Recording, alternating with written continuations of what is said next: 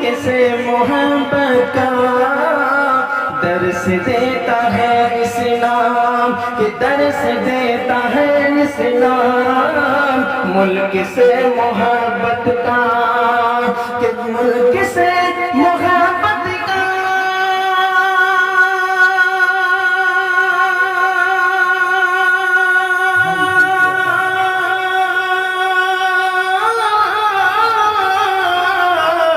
ملک سے محبت کا درس دیتا ہے اسلام، کہ درس دیتا ہے اسلام۔ ارے مدرسوں نے مدرسہ میں کو، مدرسوں نے بھی ہم کو، ارے بس یہی سکھایا ہے، مدرسوں نے بھی وصحبه أجمعين.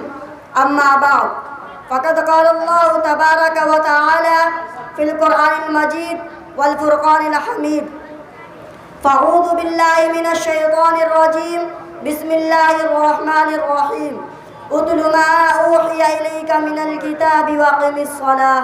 صدر محترم، حاضرین جلسہ، آج کا اس محفل میں آپ حضرات کے سامنے کچھ نماز کے متعلق عرض کروں گا، جو عبادتوں میں سب سے زیادہ اہم عبادت ہے، جو قرب خداوندی کا سب سے اہم ذریعہ ہے۔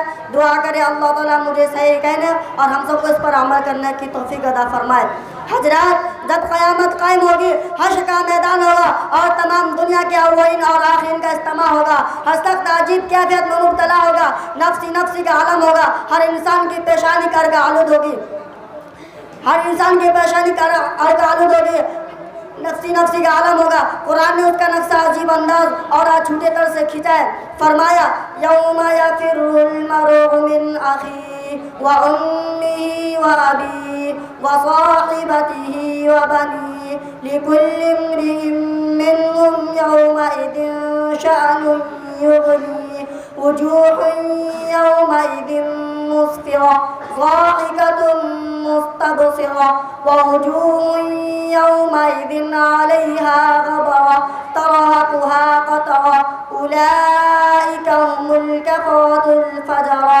یعنی وہ دن ایسا ہوگا جس دن بھائی بھائی سے جدا ہوگا، بیٹی ماں سے بھاگے گی اور باپ بیٹے سے نفرت کرے گا، بیوی اپنے شوہر سے کوسوں دور بھاگے گی۔ غرض وہ دن ہر ایک انسان میں ایک شانی بے نیازی ہوگی، ہر انسان کی پیشانی عرق آلود ہوگی۔